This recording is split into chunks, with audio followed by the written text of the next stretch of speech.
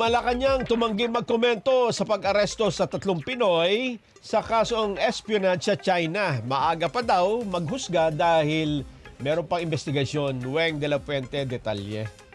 Ikinokonsidera ng Malacanang na retaliation ng China sa Pilipinas ang pag-aresto sa 3 Filipino sa Beijing na inaakusahan ng espionage.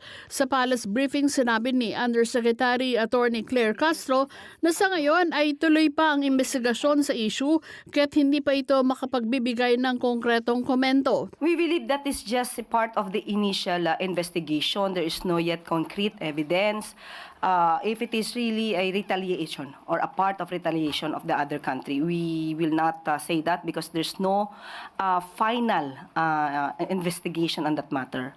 But there is still ongoing investigation on that, and we will just defer all the details to the FA and to DND. Sa isang video na inilabas ng Chinese state media noong weekend, ipinakita ang mga Pinoy na iniimbestigahan at ang umano'y recorded confession ng mga ito.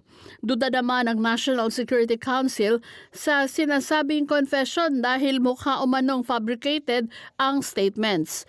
Tiniyak naman ng Malacanang na ibinibigay ang kaukulang tulong sa 3 Filipino batay sa kautusan ni Pangulong Ferdinand Marcos Jr. Yes, there is always a instruction to help our Filipino citizens, the Filipino citizens abroad, facing this kind of charges.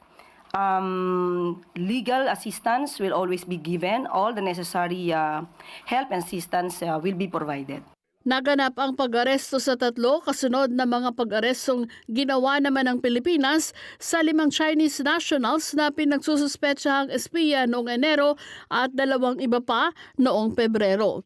Nagpalabas din ng travel warning ang Chinese Embassy sa Maynila sa mga mamamayan nito noong nakaraang linggo, kaugnay sa sinasabing madalas na harassment umano ng Philippine law enforcement agencies sa mga mamamayang Chino.